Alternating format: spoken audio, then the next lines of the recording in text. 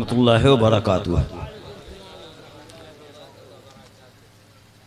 नहमदुहु व नुसल्ली व नुसल्लिमु अला रसूलिहिल करीम।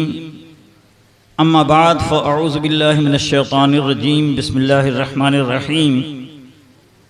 इन्नमा यख्शल्लाह मिन इबादिहिल उलमा। व क़ाला नबी सल्लल्लाहु तआला अलैहि वसल्लम उदो आलिमन औ मुतअल्लिमन औ मुस्तमिअन औ मुहिब्बन वला तकुनिल खामिसा फ़तहलिक। सदक़ा रसूलुल्लाह सल्लल्लाहु अलैहि वसल्लम। दुरूशी पढ़िए अल्लाहुम्मा सल्लि अला सय्यिदिना मौलाना मुहम्मद मादिनिल जूद वल करम व अला आलिहिल किराम मुबारिक वसल्लिम। सलातु व सलामुन अलैका या रसूलुल्लाह सल्लल्लाहु अलैहि वसल्लम। हमारे स्टेज पर बहुत सारे जिम्मेदार लोग भी हैं, बहुत सारे गैर जिम्मेदार लोग भी हैं। हमारे जलसों में तमाम अहले ईमान हाजिर हैं। हम भी अल्लाह अल्लाह के रसूल के मानने वाले, आप सब भी अल्लाह अल्लाह के रसूल के मानने वाले। मदीने तैयबा से जो पैगाम आया था वो सिर्फ स्टेज वालों के लिए नहीं बल्कि पूरी दुनिया के मुसलमानों के लिए आया था। इसलिए बहुत संजीदगी से मेरी गुफ्तगू सुनिए। मैं रात इस वक्त तकरीबन यहाँ से 700 किलोमीटर दूर था, वहाँ प्रोग्राम था, वहाँ से रात भर चले, दिन भर चले तो फिर आपके यहाँ तक आए, थोड़े थोड़े देर रुक रुक करके। बहरहाल हमारे और आपके आका ने क्या मदीना शरीफ का तज़किरा सब करते हैं, लेकिन मदीना शरीफ जाते कितने हैं? अभी उम्रा की सर्विस एक आदमी आपके सिंघाड़ा के एजाज बाबू सर्विस अंजाम दे रहे हैं। क्यों मदीना नहीं जा पाते आप लोग?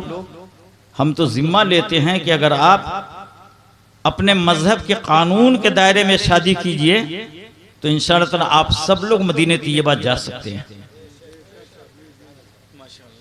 मंगनी में हजारों लाखों रुपया, शादी के पंडाल में लाखों रुपया, खाने में लाखों रुपया, अगर ये सारे पैसे आप बचा लें तो मदीना शरीफ जाने के लिए सिर्फ 80,000 रुपया लग रहा है। शादी में लाखों रुपया बर्बाद करेंगे, जन्नती नहीं बनेंगे। लेकिन अगर आपने हमारे आका का रोज़ा देख लिया, सरवरे कायनात की बारगाह में हाजिरी दे दी तो जन्नती हो गए। तो ज़्यादा फ़ायदा वाला काम करना चाहिए ना। इसलिए हम अर्ज़ करेंगे, खुदा के लिए मदरसे का प्रोग्राम है और इल्म हासिल करने की कोशिश कीजिए, जाहिल बन के मत रहिए। हमारी शरीयत कहती है स्टेज वाला गलती करेगा तो नीचे वाला टोकेगा, नीचे वाला गलती करेगा तो स्टेज वाला ठोकेगा। हमारे और आपके आका फरमाते हैं, मैं यरा मिनकुम मुनकरन फलयुगय्यिरहु बियदिही फइल्लम यस्तति फबिलिसानिही फइल्लम यस्तति फबिक़ल्बिही वज़ालिका अदफ़ुल ईमान। तुम में से मतलब सारे मुसलमानों में से जो कोई भी बुरा काम देखे उसकी मजहबी जिम्मेदारी है कि उसको हाथ से रोक दे। हमारा मजहब हमें और आपको जलील करना नहीं चाहता। मजहब ने कितनी इज्जत वाला पैगाम दिया। अगर आपके हाथ में ताकत है तो हाथ से रोकिए, और अगर हाथ आप चलाएंगे तो आपसे तगड़ा हाथ वाला दूसरा है तो खामखा अपना भूरता मत बनवाइए। तब आप जबान से रोकिए। और अगर जबान से रोकने भी बहुत सारे लोग होते हैं ना, वो थोड़ा सा बोलिएगा तो गाली दे देंगे, ऑल फोल बकेंगे। अगर ऐसा माहौल है तो आप जबान इस्तेमाल मत कीजिए, बल्कि आप उसको बुरा समझिए, और जिस काम को आदमी बुरा समझेगा वहां नहीं रहेगा, ताकि दुनिया जान ले कि आप इसको बुरा समझते हैं। एक और हदीस पाक में हमारे और आपके आका फरमाते हैं, हम चाहते हैं, और आप मोबाइल देखेंगे तो उसमें एक आबशार शर्मा नाम का पत्रकार है, रिपोर्टर है, क्या है हम नहीं जानते सही तौर पे, एंकर है। वो बताता है कि आदमी को गूंगा नहीं रहना चाहिए, जबान वाला होना चाहिए। और हमारे और आपके आका फरमाते हैं, अस्साकितु अनिल हक़्क़ि शैतानुन अखरस। आज हम लोगों ने जलसों को बर्बाद कर दिया, मदरसों को बर्बाद कर दिया, खानकाहों को बर्बाद कर दिया, मज़ारों को बर्बाद कर दिया, अपनी आबादी को बर्बाद कर दिया। खुदा के लिए हमारे आका फरमाते हैं कि वो आदमी गूंगा शैतान है जो हक बात बोलने से चुप रहे। आप कितना हक बोलते हैं? अब आप जोड़ लीजिए, अंदाज़ा लगा लीजिए हमें कितने लोग शैतान अखरस हैं और कितने लोग नहीं। इसलिए हम अर्ज़ करेंगे, हमें और आपको जन्नत में जाना है तो सरवरे कायनात की बारगाह से जो कानून मिला है उसी के आधार पर जाएंगे। दुनिया वाले क्या, दुनिया वाले तो पागल हैं, उनको मालूम नहीं कि मजहब इस्लाम आदमी को आदमी बनाता है। दुनिया वालों का कानून यह है कि 18 साल से 22 साल की उम्र के बीच में शादी नहीं कर सकता, न कोई लड़का न लड़के। हम चूंकि नेता नहीं हैं, इससे हो सकता है आगे पीछे हो जाए, लड़की की उम्र में कुछ कमी हो, लड़का की उम्र में कुछ इजाफा हो। बहरहाल 18 से 22 साल की उम्र के बीच में जो शादी करेगा जुर्म है, लेकिन लड़का लड़की एक कमरे में 4 साल रहें, ये जुर्म नहीं। क्या नेतागिरी इसी को कहते हैं कि किसी की इज्जत से खेलिए? क्या नेतागिरी इसी को कहा जाता है कि आप गैरों की लड़कियों को अपने साथ सुलाइए? मैं अर्ज करूंगा, मजहब इस्लाम का कानून बताता है कि गैर औरत की तरफ देखना भी हराम है। तो जो मजहब देखना हराम कहे और दुनिया वाले कहें कि नहीं आप उसके साथ रह सकते, एक कमरे में रह सकते हैं, तो पेट्रोल माचिस, पेट्रोल और आग एक कमरे में रखेंगे तो उसको तो भस्म होना ही है ना। इसलिए हम अर्ज करेंगे, आप इस्लाम के नाम पर यहाँ आए हैं, मदरसे के नाम पर आए हैं। मदरसा जिस पैगाम का हमेशा से ऐलान करता रहा है, आज आप सब लोग वो ऐलान समझिए और उसी आधार पे आगे की जिंदगी गुजारिए। बहुत कायदे से मैं गुफ्तगू करने का आदी हूँ। मैंने आयत करीमा पढ़ी, इन्नमा यख्शल्लाह मिन इबादिहिल उलमा। अच्छा, हमारे बाज़ अनाउंसर लोग हमारे सामने ही बोल देते हैं कि हामिदुल कादरी को जल्दी वक्त दे दो ताकि ये सब पे बोझ बना हुआ है, ये बोझ उतर जाए, जल्दी चला जाए। और हम भी चाहते हैं। अच्छा, कितने पागल हम लोग हो गए। हमारे और आपके मजहब का कानून ये है कि इशा के बाद आप सिर्फ बीवी से बात कर सकते हैं। इशा के बाद आप सिर्फ बीवी से बात कर सकते हैं। शरीयत के कोई मसले पे गुफ्तगू हो तो कर सकते हैं, थोड़ी देर, पूरी रात नहीं। और एक और है, बीवी से बात कर सकते हैं, मसले पे बात कर सकते हैं। या कोई मेहमान आ जाए तो मेहमान की दिलजुई के लिए थोड़ी देर गुफ्तगू कीजिए, लेकिन रात भर का जलसा हम तो बड़े बड़े उलमा के सामने बयान कर चुके हैं। आज भी बहुत जिम्मेदार उलमा हज़रात तशरीफ फरमा हैं। अभी हजरत अल्लामा मौलाना अब्दुल मोमिन नुमानी साहब से मुलाकात हुई। अल्लाह का शुक्र है, बहुत दुआ देते हैं हमको, उनकी दुआएं हमारी शामिल हाल हैं। आप देखेंगे दुरूद पढ़िए, अल्लाहुम्मा सल्ली सय्यिदना व मौलाना मुहम्मद मादनी जूद वल करम व अला आलिहि वसल्लम सलातुन व सलामुन अलैका या रसूलुल्लाह सल्लल्लाहु अलैहि वसल्लम। जहाँ तक हमने किताबों का मुताला किया है, हमारे और आपके आका सल्लल्लाहु अलैहि वसल्लम की एक रात भी 63 साल की उम्र में ऐसी नहीं है। सहाबा की कोई रात ऐसी नहीं है जिसमें इन हजरात ने पूरी कौम को कहा हो कि आज रात भर जग के हम अल्लाह की इबादत करेंगे। जब हमारे मजहब के लाने वाले, दीन की बात बताने वाले के यहाँ ज़बरदस्ती रात भर जगाने का कानून नहीं है, तो फिर हमारे और आपके यहाँ ये गलत तरीका कहाँ से राइज हुआ? इसलिए हम अर्ज करेंगे, जब ज़्यादा कुरान पाक पढ़ने से लोगों को दिक्कत हो जाए, बोझ बनने लगे, तो कुरान पाक पढ़ना मना किया जाता है। तो तकरीर सुना रात भर, नाशिफ सुना ज़बरदस्ती, ये कहाँ से जायज़ हो सकेगा? इससे मैं अर्ज करूँगा, खुदा के लिए जिम्मेदारी से समझिए। और मैं आप सब जैसे, मैं बहुत बूढ़ा हो चुका हूँ, 80 साल, लोग 60 आ जाते हैं तो गड़बड़ा जाते हैं, हम तो 80 आ गए हैं, यानी उससे भी 20 साल आ गया। इसलिए अगर खुदा न खास्ता मजहबी एतबार से, दुनियावी एतबार से कोई जुमला गलत निकल जाए तो मुझे ज़रूर बता दीजिएगा, ताकि मैं दूसरी जगह जलील ना हो सकूँ और दूसरी जगह कौम को सही पैगाम दे सकूँ। आप लोगों का दिमाग फ्रेश है, आप लोग हमको बताइएगा कि क्या बोलना चाहिए, कौम को क्या पैगाम देना चाहिए। आपका मजहब इस्लाम मक्का शरीफ में आया था ना, हमारे और आपके आका को ऑफर किया गया, या रसूलुल्लाह कुछ दिन हम आपके खुदा की इबादत करें और कुछ दिन आप हमारे माबूदों की इबादत कीजिए। ये समझौता कि आजकल लोग समझौता करते हैं, कुछ गलती आप कीजिए, कुछ हम गलती करें। एक साल कलकत्ते में रमज़ान शरीफ का चांद नजर नहीं आया। हमने कहा कि कल हम ईद नहीं करेंगे, रोज़ा रखेंगे, परसों इंशाअल्लाह ताला ईद करेंगे। कलकत्ते में कौली नशीद में हम रहते थे, धर्मतल्ला के पूरब साइड में। एक पीर साहब के लोग आए, उन्होंने बताया कि हजरत इस साल भर तो आप हमारे पीर साहब के हिसाब से बगैर चांद देखे हुए ईद कर लीजिए, अगले साल से आपके हिसाब से चांद देखने पर ईद करेंगे। हमने कहा जब पहले ही साल हम जब बहक गए तो अगले साल बोलने का हक रहेगा।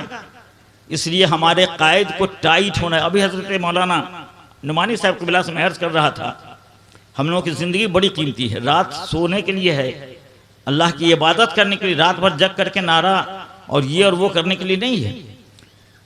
आप देखेंगे तरह तरह की बीमारियां, और हमारे ख्याल में मुसलमानों में जितनी बीमारियां हैं उतनी बीमारियां गैरों में नहीं है ना। उसकी वजह है कि हम लोग गैर मुतदिल जिंदगी गुजारते हैं, कब खाना चाहिए कब सोना चाहिए सब नहीं आता। हमारे मजहब ने क्या कानून दिया, हमने जो आयत करीमा पढ़ी, अल्लाह ताला फरमाता इन्नमा यख्शल्लाह मिन इबादिहिल उलमा, अल्लाह ताला से सिर्फ उलमा डरते हैं। जो जानेगा कि आग जलाती है वही तो आग से बचेगा, और जो जानेगा ही नहीं कि आग जलाती है, कि रसगुल्ला जैसा मीठी लगती है, वो आदमी आग से काहे डरेगा। इसलिए हमारे उलमा जानते हैं कि हलाल क्या है हराम क्या है, जायज़ क्या है नाजायज़ क्या है, अदब क्या है बेअदबी क्या है। इसलिए अल्लाह तबारक व तआला से खूब डरते हैं और अपनी कौम को भी डराने की कोशिश करते हैं। यह आयत करीमा मैंने तिलावत की, और यकीन मानिए ये छोटे छोटे बच्चे जो मदरसे में पढ़ते हैं ना, बहुत से लोग सोचते हैं कि हम बड़े बड़े पैसे वाले हैं। हमारी आजकल यही तकरीर और तबलीग चल रही है कि खुदा के लिए आप करोड़पति बन जाइए, लेकिन अपने को बड़ा मत समझिए, आप खाकसारी इख्तियार कीजिए। सरकार रसूल ही फरमाते थे, बनो पहले खादिम तो मखदूम होगे, बढ़ा देगी इज्जत ये जिल्लत तुम्हारी। जितना तुम नीचे जाओगे, फल जब ज्यादा लगते हैं दरख्त पर तो दरख्त झुक जाता है। जितने ज्यादा आप अल्लाह अल्लाह के रसूल के कानून के दायरे में रहेंगे, उतनी ही ज्यादा आपको झुक रहना चाहिए, बड़ाई का घमंड नहीं करना चाहिए। इब्लीस ने अपने को बड़ा समझा, कौड़ी का तीन हो गया, बर्बाद हो गया। इसलिए हम में से जो भी अपने को बड़ा समझेगा, और मैं तो कहता हूँ मेरे भाई सरकार सुरकाही का ये पूरा इलाका है, सब लोग तेगी कहलाते हैं। सरकार सुरकाही बैलगाड़ी पे चलते थे, और अल्लाह का करम है हमारे नाना जान मरहूम थे सरकार सुरकाही की बैलगाड़ी के ड्राइवर थे। हमारी चची मरहूमा का निकाह सरकार सुरकाही ने पढ़ाया था, गुरियारा शरीफ में उनका मकान था हमारे नाना मरहूम का। बैलगाड़ी पे चलने वाले, मामूली खाना खाने वाले मकई की रोटी और साग वगैरह मंगवा करके स्पेशली खाते थे। लेकिन आजकल पीर लोग तो ऊंची जगह बैठते हैं, आवाम को नीची जगह रखते हैं, समझते कि हम बड़े हैं। सरकार सुरका खुद हुजूर सल्लल्लाहु अलैहि वसल्लम का मामला ये था कि मस्जिद नबवी में जब सब लोगों के सारे सहाबा के साथ बैठते, तो बाहर वाला आके पूछता था कि तुम्हें मोहम्मद सल्लल्लाहु अलैहि वसल्लम कौन है। आप अंदाजा लगे, जब इतना घुल करके इतना मिल करके हमारा रहनुमा साथ रहेगा तो कभी भी हमारा कदम गलत नहीं उठेगा। और हम जब अपने को रांची में बास पीर लोग आते हैं, हमसे बहुत तरह की शिकायत करते रहते हैं कि फला पीर साहब ऐसे हैं, उनका बिस्तरा स्पेशल है, उनका खाना स्पेशल है, उनका बर्तन अलग है, उनकी चारपाई या चौकी अलग है। हमने कहा बहुत जिम्मेदार आदमी लगते हैं। उन्होंने कहा कि आप तो किसी की तारीफ नहीं करते, आज कैसे तारीफ कर दी। हमने कहा उनको कोई बीमारी होगी, वो सोचते होंगे कि हमारे प्लेट में खाएगा तो हमारा मुरीद भी बीमार हो जाएगा। उनको कोई बीमारी होगी, उनके बिछौना पे बैठेगा हमारा मुरीद तो भी बीमार हो जाएगा। इसलिए अच्छा करते हैं कि आप लोगों को छांट के रखते हैं। और हमारे और आपके आका के किरदार देखिए, मक्का शरीफ से मदीने तैयबा सरवरे कायनात सल्लल्लाहु अलैहि वसल्लम हिजरत करके तशरीफ ले जा रहे हैं। और यहाँ एक बात बता दें, अपने यहाँ जहालत इतनी बढ़ती जा रही है जिसका हद नहीं, जिसकी हद नहीं है, बहुत जहालत बढ़ती जा रही है। एक चंदा वाला आदमी हमारे यहाँ समस्तीपुर जिला का आया, मदरसे वाला, और बाकायदा बफैजाने फला मुहाजिर मक्की। हमने कहा ये मक्का शरीफ के मुहाजिर आपके समस्तीपुर में कैसे आ गए। बताया कि हम मक्का शरीफ छोड़ के आ गए। तो इल्म कहता है कि दारुल कुफ्र से, यानी जहां आपको ना नमाज पढ़ने दिया जाए, न रोजा रखने दिया जाए, न अजान देने दी जाए, न आपको कलमा पढ़ने की इजाजत हो, मजहब इस्लाम के कानून पर अमल करने का मुकम्मल तौर पे आपको रोक दिया गया हो, वहां से ऐसी जगह हिजरत करना चाहिए जहां आप आसानी से अल्लाह की इबादत कर सकते हो। तो क्या मक्का शरीफ का वही हाल है माज़अल्लाह कि वहां किसी को नमाज पढ़ने नहीं दी जाती, वहां अजान नहीं दी जाने, ऐसा इस तरीके से कई मुहाजिर की लिस्ट हमारे सामने आई कि ये भी मक्का शरीफ से हिजरत करके आ गए, मदीना शरीफ से हिजरत करके आ गए। हमारे आका हिजरत करके मक्का शरीफ से मदीना तैयबा तशरीफ ले जा रहे हैं। मस्जिद कुबा के करीब पहुंचे, हजारों का मजमा था, सहाबे किराम समझ नहीं पा रहे थे। हजरत अबू बकर सिद्दीक हमारे और आपके आका के साथ थे, सरवरे कायनात थे, आका थे, उनका एक रास्ता बताने वाला था। लोग नहीं समझ पा रहे थे कि इसमें पैगंबर कौन है। हजरत अबू बकर सिद्दीक ने अपनी चादर का झंडा बनाया और हाथ में ले लिया ताकि सब जान जाएं कि झंडा लेके चलने वाला गुलाम होता है और झंडे के आगे आगे चलने वाला आका होता है। हमारे आका इतनी जिम्मेदारी के साथ सारे लोगों को समेट के चलते थे, तब दुनिया में बड़ा इनकलाब बर्पा हुआ। इसलिए हम सब लोगों को, आप बड़े हैं हम छोटे हैं, हम बड़े हैं आप छोटे हैं, सबको मिलजुल करके जब मजहब का काम करने में दिलचस्पी हम सब लेंगे तो इंशाअल्लाह ताला मजहब का काम आगे बढ़ेगा। कितनी गलती हो रही है, क्या क्या हम सुधारें। हम चाहेंगे अगर वाकई आप लोग मुखलिस हैं अपने मजहब में। अभी हम मदीने तैयबा में थे 8 सितंबर को, 6-7 सितंबर को हजरत महबूब गौहर का नाम गालिबन अनाउंसर में देखा हमने, मुमकिन है आए हों। तो किसी ने बताया हमसे, नहीं हजरत महबूब गौहर नहीं, हाजी शकील साहब महुआ के हैं, वो हमारे साथ। उन्होंने बताया कि हामिदुल कादिर दायरा शरिया का जलसा हो रहा है पटना में, जिसमें शादी ब्याह की फजूल खर्चियों पर रोकने की बात होगी, जलसों की फजूलियात को रोकने की बात होगी, वगैरह वगैरह। ये चंद पॉइंट थे। हमने मस्जिद नबवी में बैठकर गुंबद खजरा के सामने एक मजमून लिखा और उसके बाद हमने उसमें लिखा था कि अगर वाकई हम मुखलिस हैं कि बुराई खत्म होनी चाहिए, तब तो हम लोगों को ये काम करना होगा। मिसाल के तौर पर अगर लड़कों का बेचना हराम है, रिश्वत है, आजकल शादी में लड़का बेचते हैं ना, हम तो सीधे पूछते हैं कि भाई साहब आपने अपने को कितना में बेचा है। कुत्ता बिल्ली बिका करते थे, अब आदमी बिकने लगा। और मैं कहूँगा हमें तो बताया गया था जब तक बिके न थे तो कोई पूछता न था, तूने हमें खरीद कर अनमोल कर दिया। हम बताते कि अगर बेटा बेचना है तो 1-2 लाख में काहे बेचते हैं। आंख बेचिएगा 1 लाख मिलेगा, किडनी बेचिएगा 2 लाख मिलेगा, दिल बेचिएगा 3 लाख मिलेगा। पाट पाट करके बेटा को बेच दीजिए ताकि ज्यादा से ज्यादा पैसा मिले।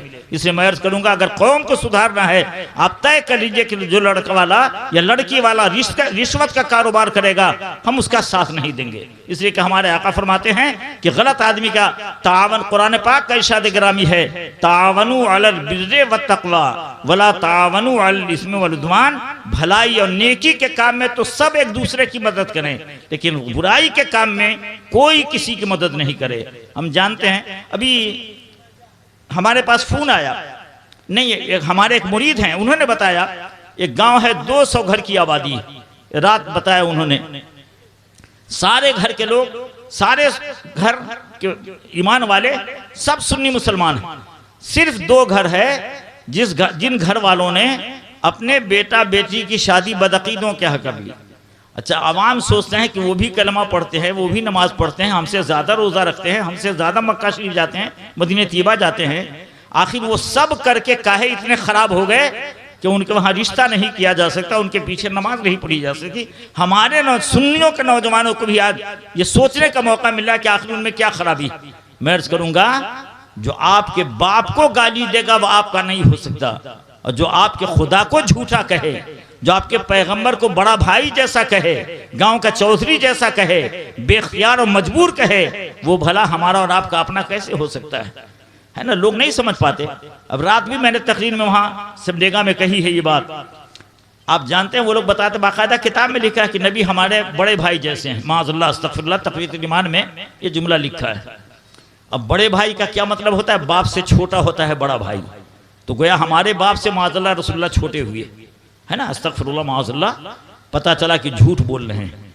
और दूसरी बात ये कि बड़े भाई की बीवी को भाऊज कहा जाता है, भौजाई कहा जाता है, भाभी कहा जाता है, लेकिन नबी की बीवियों के बारे में आपके खुदा ने फरमाया व अज़वाजुहु उम्महातुहुम, नबी की बीवियां ईमान वालों की माँ हैं। तो अल्लाह फरमाए ईमान वालों की माँ, और ये नालायक लोग कहें कि नहीं वो हमारे बड़े भाई हैं तो उनकी बीवी तो भाभी ही होगी ना। तो हम अल्लाह की बात मानेंगे या आज के नालायक लोगों की बात मानेंगे। इसलिए हम चाहे किसी भी जिंदगी के किसी शोबे से ताल्लुक़ रखते हों, लेकिन हमें अपने मजहब पर टाइट होना चाहिए, हमें मजहब पर मजबूत होना चाहिए। हमारा अकीदा अगर मुज़ल्ज़ल हो गया तो फिर बहुत सारा मामला ख़राब हो जाएगा। उलमा अल्लाह से डरते, उलमा की फजीलत सुनिए, है ना। आजकल क्या क्या पुम्बा कुजा कुजा ने हम तन हमा दागदार शुद्ध, कहाँ कहाँ हम रूई रखें, पूरे बदन ही जख्म से भर गया। अल्लाह ताला हिदायत दे। हमारे और आपके आका फरमाते हैं सल्लल्लाहु अलैहि वसल्लम कि अल्लाह ताला किसी आबादी के लोगों की गलतियों पर, उनके गुनाहों पर अजाब नाजिल करना चाहता है, फरिश्ते अल्लाह का अजाब लेकर आसमान से उतरते हैं। जब छोटे छोटे बच्चों के कुरान पढ़ने की आवाज़ सुनते हैं, फरिश्ते अल्लाह की बारगाह में वापस चले जाते हैं, अर्ज करते हैं, या अल्लाह ऐसी आबादी पे तेरा अजाब कैसे नाजिल करें जिस आबादी के रहने वाले तेरा कुरान पाक पढ़ रहे हैं। अल्लाह ताला फरमाएगा कि ठीक है, अजाब मौकूफ़ कर दो। तो आज जो हम और आप इतने जराइम के बाद, इतने क्राइम के बाद बीवियों को 2-4 महीना 2-4 साल लग के ज़ब्ह भी कर देते हैं, माँ को मारते हैं, समाज में गाली गलौज करते हैं, आग लगाते हैं समाज की अमन शांति में, उसके बाद भी हम जिंदा हैं, तो यकीन मानिए वो उन फरिश्तों के अजाब इलाही लेके वापस जाने का सदका है। इसलिए हम अर्ज करेंगे अपनी आबादी को सुधारिए। बच्चों का इल्म हासिल करने वाला का मर्तबा कितना बुलंद है। हमारे और आपके आका सल्लल्लाहु अलैहि वसल्लम फरमाते हैं कि इल्म हासिल करने के लिए जो आदमी रास्ता तय कर लेता है, अल्लाह उसके रास्ते को जन्नत के करीब कर देता है। आप जलसों में जाइए तो सीखने के लिए जाइए और आप पूछिए। हम तो अपने लोगों को बताते हैं कि 10-20 आदमी जहाँ तहाँ फैल जाइए। अगर हामिदुल कादरी गलत बोले वहीं से बोलिए कि मौलाना साहब आपकी बात नहीं चलेगी, तब तो हम लोगों को डर लगेगा, है ना, तब तो हम सुधार के बात करेंगे। और हम समझेंगे कि जितना उल्टा पलटी हम बोल के चले जाएं, कोई हमारी गिरफ्त करने वाला नहीं है, तो आदमी खजूर मतलब रेजे को, जर्रे को आफ्ताब बना के पेश कर दे, कतरे को समंदर बना के पेश कर दे, वहां कोई रोकने वाला नहीं। इसलिए आप लोगों को अल्लाह ने कुव्वत गोयाई बख्शी है। जायज़ काम में सपोर्ट कीजिए, गलत काम में किसी का सपोर्ट मत कीजिए, किसी की तरफदारी मत कीजिए। उलमा की फजीलत सुनिए। और आजकल तो जाहिल पीरों की बहुत भरमार, हमको हैरत होती है ना। जाहिल पीर कुछ नहीं आता, वो समझते हैं कि जितना खामोश रहेंगे उतना हमारा दर्जा जाहिर होगा। लेकिन हमारे मजहब ने खामोश रहने को नहीं कहा है। गौसे पाक ने सोचा था कि हम जा करके जंगल में इबादत करेंगे, अल्लाह की दुनिया जहान से क्या मतलब। लेकिन अल्लाह की बारगाह से आवाज़ आई कि आपको इस काम के लिए नहीं पैदा किया गया, आप लोगों में जा करके लोगों की हिदायत कीजिए। अच्छा, इसी मौके पे हज़रत मुहद्दिस आज़म हिंद रहमा का एक शेर हमें याद आया। हम लोग मदीना शरीफ जाते हैं और आते हैं। हज़रत मुहद्दिस आज़म हिंद भी तशरीफ़ ले गए थे, हाजिरी वहाँ दी, उसके बाद वापस लौटे। तो लोग बताते हैं ना कि क्यों आ गए पलट के मदीना से हाजियो, तुमको उसी दियार में मर जाना चाहिए। आजकल लोग बोलते हैं, यानी हाजी साहब को बद्दुआ दे रहे हैं कि आप काहे आ गए। अरे कम से कम उस मुबारक बारगाह को देख के आ रहे हैं, उनकी आँख देखेंगे, कुछ न कुछ तो उसका फैज़ मिलेगा हमको ना। लेकिन वो बद्दुआ देते कि तुम काहे चले, मर जाना चाहिए, है ना। दुरूद पढ़िए, अल्लाहुम्मा सल्ली अला सय्यिदिना व मौलाना मुहम्मद मादिन जुद वल करम व अला आलिहि किराम मुबारक वसल्लम सलातो व सलामुन अलैका या रसूलुल्लाह सल्लल्लाहु अलैहि वसल्लम। हज़रत मुहद्दिस आज़म हिंद ने एक शेर लिखा है, मदीना का कुछ काम करना है सय्यिद। हम लोग जो काम करें सब मदीना शरीफ वाला है, और ये जो कैमरा वगैरह है ये मदीना शरीफ जहन्नम वाला है ना। तो जाहिर बात है मदीना शरीफ के कारोबार में जहन्नम का काम घुसा दीजिएगा तो कैसे काम चलेगा। मदीने का कुछ काम करना है सय्यिद, मदीने से मैं इसलिए जा रहा हूँ। अगर मदीना शरीफी में रह जाते तो वहाँ का पैगाम लेकर के यहाँ कहाँ था, कैसे आते। अच्छा, सबको मदीना तैयबा आप खुलूस रखेंगे। हमने 1979 में जो पहला हज किया था, उस मौके पे वहाँ से आके एक शेर लिखा था, हामिद गया है जाएगा तैबा को बारहा, हामिद गया है जाएगा तैबा को बारहा, इश्क़े वफा सिरिश्त तो मजबूरे जर रही। अगर इश्क सच्चा है तो पैसे की जरूरत नहीं है, आका खुद बुला लेंगे। और अल्लाह का करम है, हमें अल्लाह ने इतना नवाजा, हम चाहें तो हर महीने एक मरतबा जा सकते हैं। अभी बगदाद शरीफ हमारे लड़के गए, हमारे दामाद गए, हम भी जाना चाह रहे थे, लेकिन अगर वहाँ जाते 10 रोज़ के प्रोग्राम में हमारे 20 प्रोग्राम रद्द हो जाते। और अल्हम्दुलिल्लाह जब से हम पैदा हुए एक भी प्रोग्राम हमने मिस नहीं किया। वादा की पाबंदी करते हैं तो वादा की खिलाफी भी हो जाती, और जो पैगाम गौसे पाक की बारगाह से आया था, मदीने तैयबा से आया था, वो पैगाम जितना ज्यादा हम नश्र कर सकते थे उतनी ही ज्यादा फायदा होता ना। बहरहाल मैं अर्ज करूंगा, अगर आप वाकई खुलूस के साथ मदीने तैयबा जाने का जज्बा रखते हैं, हजरत मखदूम बिहार ने 2 बातें सोहबत, अच्छे लोगों की सोहबत इख्तियार की है। आजकल जो मोबाइल अपने बेटों को, पढ़ने वाले बेटों को देते हैं, वो बेटे पढ़ते नहीं है, मोबाइल देखते हैं। इसलिए पढ़ने, अगर बच्चों को पढ़ाना है तो मोबाइल बंद कीजिए। औरतों को अगर घर में इज्जत के साथ रखना है तो औरतों को मोबाइल बंद। अभी हमारे पास एक खान साहब ने फ़ोन किया, इसी इलाके के, मतलब महुआ के पूर्व नहीं, महुआ के पश्चिम के इलाके के। अभी हमारे रास्ते में फ़ोन किया, हजरत हमारी बीवी जब चाहती है चली जाती है हाजीपुर, कहाँ कहाँ हमारे किसी आदमी को लेकर के चली गई। उसके बाद दिन भर शाम को नहीं आई, वो आदमी आया, हमने पूछा तुमने उसको कहाँ छोड़ दिया, तो बताया कि हमारी बीवी, मतलब वो आदमी बोल रहा है कि हमारी बीवी ने कहा कि हम अपने शौहर पर केस करेंगे। आप सोचिए कैसा माहौल हम लोगों ने बना दिया। और इसी महुआ में जब हम पढ़ाया करते थे तो एक मास्टर ने बताया कि एक मास्टर को उसकी बीवी ने, मतलब झगड़ा हुआ तो सिलौट जिस पे आप मसाला पीसते हैं ना, रात में शौहर सोया हुआ था, उठा करके उसके सीने पे पटक दिया। तो अभी दुनिया बोलती है मर्द से औरत कम नहीं है, मर्दों का मर्तबा जितना बड़ा है उतने ही बड़ा मर्तबा औरतों का है, तो यही सब होना है। लेकिन हमारे और आपके कुरान ने फरमाया अर्रिजालु क़व्वामूना अलन निसा, मर्द हाकिम है, औरत महकूम है, महकूम को महकूम जैसा ही रहना चाहिए। ये कब होगा? जब आप इस्लाम का कानून जानेंगे जब। तो मैं अर्ज कर रहा था, पीर साहब का तज़किरा आ गया। सरवरे कायनात फरमाते हैं, अच्छा हमारे उलमा 7,000, 8,000, 10,000, 9,000 रुपये पे महीना भर मेहनत करते हैं। और हमको बड़ा बुरा लगता है कि जैसे हम अगर शायर हो गए, नातखा हो गए, मुक़र्रिर हो गए, तो हम घर रहते हैं तो महीने में मेहनत करेंगे तो 7,000 मिलेगा, और अगर जलसे की दावत मिली तो हम बोलते हैं आज 80,000 रुपया लेंगे, है ना। ये जुल्म नहीं है? आला हजरत फाजिल वो हम तो कहते हैं कि मसल के आला हजरत को हम लोग बेच रहे हैं, सरकार सुरकाही को बेच रहे हैं, उनका नाम बेच रहे हैं।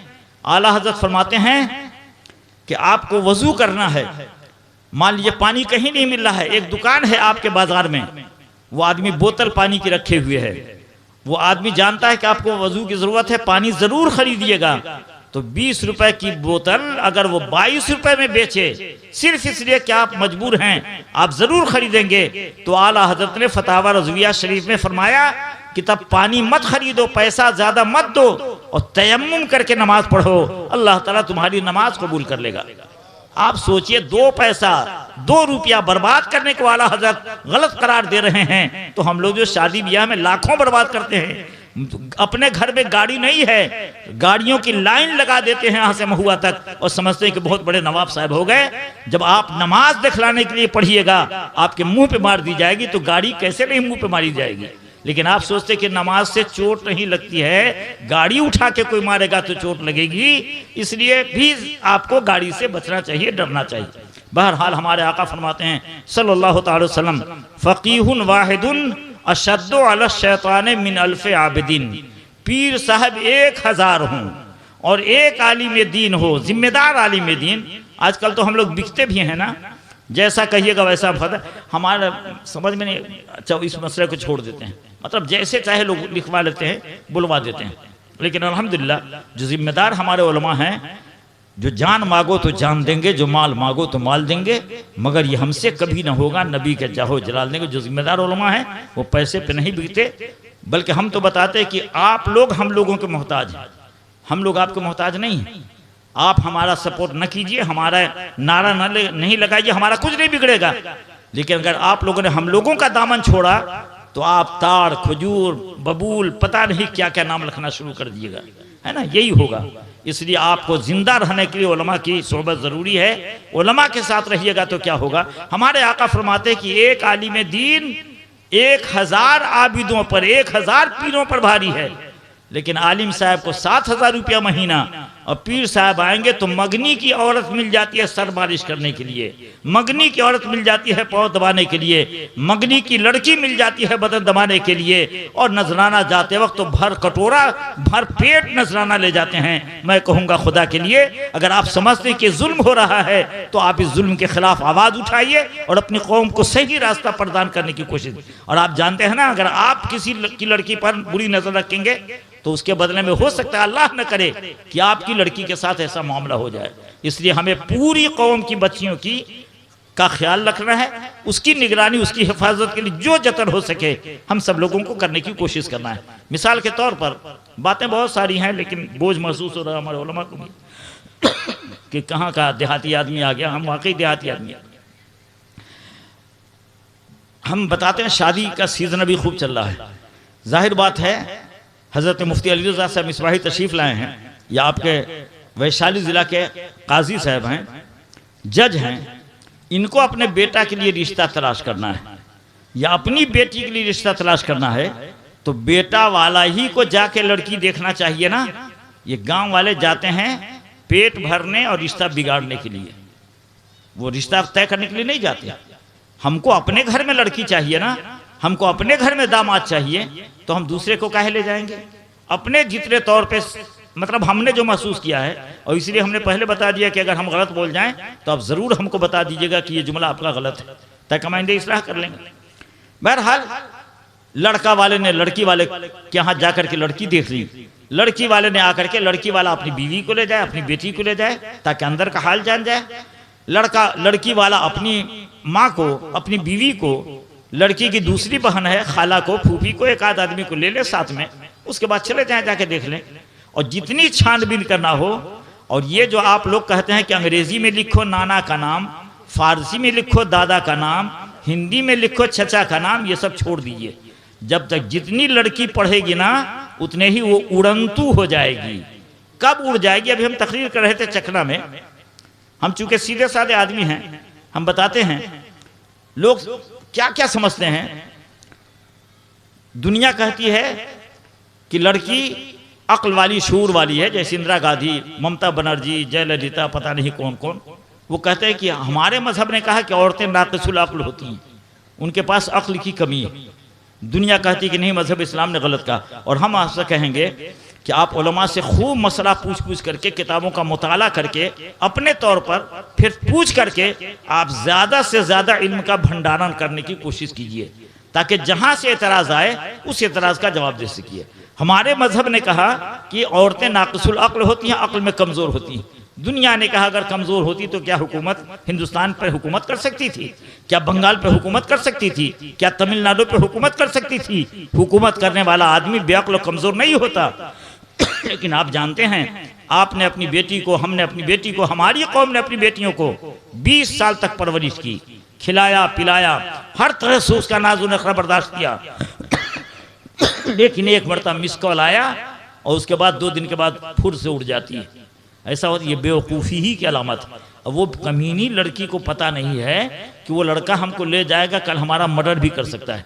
वो कटी पतंग है, उसका कोई ठिकाना नहीं रहता। इसलिए हमें और आपको ज़्यादा पढ़ाने के बदले में मजहबी मिजाज लड़कियों के अंदर पैदा कीजिए, दीनी तालीम पैदा कीजिए। जितना ज़्यादा दीनी उलूम हमारे बच्चों के अंदर होंगे, उतनी ही ज़्यादा ख़ानदान हमारा मजहबी खुतूत पे आगे बढ़ेगा।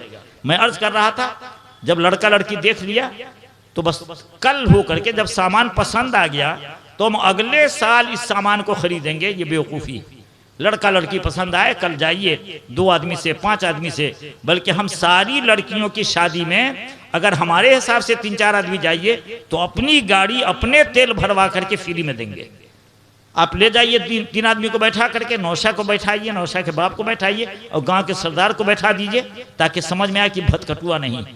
उसके बाद जाइए निकाह पढ़वा के उसी पे लड़की को ले आइए, और एक और मजीद आदमी आता है उसके साथ, लड़की के साथ आप आ जाइए, कल होके मिलाद शरीफ कीजिए, दावत वलीमा कीजिए। कितना अच्छा काम है। चट मगनी पट बिया इसी को कहा जाता है। करोड़ों रुपए हमारी कौम के सालों भर जो बर्बाद होते रहते हैं, उनसे हिफाजत हो सकेगी। इसी तरीका, और फिर ये जो लफड़ा भागने भगाने का है, वो सिलसिला भी इंशाअल्लाह ख़त्म हो जाएगा। इसलिए हमें और आपको समाज को मजहबी खुदूद पे ले चलना है। और एक हदीस पाक हमने पढ़ी थी, एक हदीस पाक हमने पढ़ी थी, उर्दू आलिमा। अच्छा, अभी दुनिया में या आपके भारत में अब तो आपके खाना काबा पर भी गैरों ने दावा कर दिया है कि वो हमारी इबादत का पूजा स्थल है ना। तो जब आप नमाज नहीं पढ़िएगा तो यहाँ की मस्जिदें तो जा ही रही हैं। अब खाना काबा पे दावा जा रहा है, माज़अल्लाह अस्तग़फिरुल्लाह। लेकिन पागल लोगों को मालूम नहीं है कि जिस धर्म के हम पालन कर रहे हैं उस धर्म का दुनिया में कहीं वजूद नहीं है ना। अच्छा, उनके यहाँ क्या है कि अगर कोई आदमी छोटी जात वाला, कोई उनकी बड़ी जात के किसी आदमी की ज़बान से कोई जुमला सुन ले तो उसके कान में शीशा पिला करके बोझल कर दिया जाएगा। ये उनका कानून है। और अगर कोई छोटी जात वाला उनका कलमा पढ़ ले तो उसकी ज़बान काट दी जाएगी। हमारे मजहब ने कहा तलबुल इल्म फरीज़तुन अला कुल्ल मुस्लिम व मुस्लिमा, हर मुसलमान मर्द औरत पर चाहे आप अरब के रहने वाले हों, अजम के रहने वाले हों, ऊंची जात के हों, बड़ी जात के, छोटी जात के, कोई भी हो, इल्म वाला जितना ज्यादा इल्म पढ़ेगा उतने ही ज्यादा वो आदमी दुनिया में बावकार जिंदगी गुजार सकेगा। हमारे आका फरमाते हैं, ऐ लोगों सब के सब इल्म हासिल करो, आलिम बनकर के जिंदा रहो। आलिम होगा तो किसी की हक तलफी नहीं करेगा, बड़ों का एहतराम करेगा, बच्चों से प्यार करेगा, समाज में शांति बना के रखेगा, लड़का लड़की को सही खुतूत पे जिंदगी गुजारने का सलीका बख्शेगा। इल्म होगा तो या तो आप आलिम बनिए, लेकिन बोलिएगा कि हम तो कारोबार कर रहे हैं, बीवी बच्चे हैं, वो कैसे खाएंगे, तो आपका मजहब आपको मजबूर नहीं करता। तब आप इल्म सीखने में लग जाइए, उलमा से पूछे। अब तो मोबाइल में भी बहुत सारी बातें, मोबाइल ही से पूछिए, हुजूर वाला जमाई आए तो क्या करना चाहिए। अभी अपने ही इलाके में, मतलब कल जुमा है ना, कल के 15वां गालिबन हमारे पास फोन आया कि 3 लड़के मुसलमानों के गए थे जुमा के दिन गुस्ल करने के लिए, इत्तेफाक से तीनों डूब गए। 2 की लाश तो निकल आई, लेकिन 1 लड़के की लाश नहीं निकली।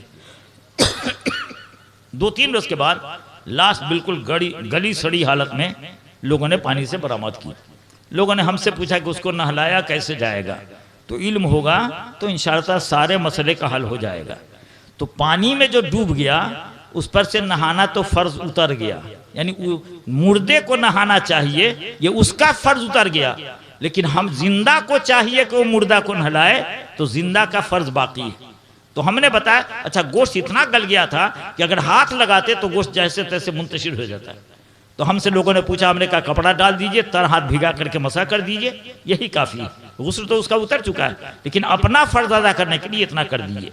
तो इल्म होगा तो आदमी बड़े से बड़े मसले पर गौर कर सकता है, लोगों की रहनुमाई कर सकता है। तो आलिम बनिए या तालिबिन बनिए, और अगर इसका भी चांस आपको नहीं है तो जैसे तकरीर हो रही हो, उलमा की बातें हो रही हो, मस्जिद के करीब जुमा का खुतबा हो रहा हो, आप खड़े होकर के उनकी बातों को सुन लीजिए और जो सुनिए उस पर अमल करना शुरू कर दिए। और अगर इसका भी आपके पास वक्त नहीं है तो इल्म हासिल करने वालों से मोहब्बत कीजिए। अगर आप जिंदा रहना चाहते हैं तो, हिलाकत से बचना चाहते हैं तो, और अगर ना आलिम बन सके, न स्टूडेंट बन सके, न आप उलमा की बातें सुनने वाले बन सके, न उलमा से मोहब्बत करने वाले बन सके, तो अब अपने को हिलाकत में डालने के लिए तैयार रहिए, हिलाक करने के लिए तैयार रहिए। इसे मैं अर्ज करूंगा, सब नमाज की, जितने बालिग हैं ना, नाबालिग पे नमाज फर्ज नहीं, तो जितने नाबालिग हैं वो नमाज पढ़ें ना पढ़ें, उनको ताकीद की जाएगी कि पढ़ो, ताकि आइंदा बड़े होने के बाद आदत बनी रहे। और जितने बालिग हैं आप लोग में, सबसे हम गुजारिश करेंगे कि आज सब लोग नमाज की पाबंदी कीजिए, शराफत की ज़िंदगी गुजारिए, अपने बच्चों को मजहबी खतूत पे आगे बढ़ाने की कोशिश कीजिए। हजरत तशरीफ ला रहे हैं, लीजिए। नारे तकबीर, नारे रिसालत, नारे रिसालत। हुज़ूर अल्लामा अलहज़रत शाह मुफ्ती अब्दुल मुबीन नुमानी साहब क़िबला, नारे तकबीर, नारे रिसालत। बस हाँ, ठीक ठीक ठीक। अल्लाह अकबर। आप इस पर तशरीफ रखें, आप इस पर तशरीफ रखें, आप इस पर तशरीफ रखें, बस।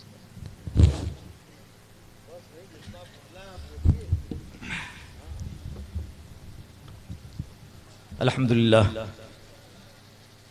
हमारी जमात के बहुत जिम्मेदार आलिम दीन, जिन्होंने अभी एक लड़के को 2 अंगूठी पहने देखा तो आपने फरमाया कि 2 अंगूठी पहनोगे तो नमाज मकरूह तहरीमी होगी।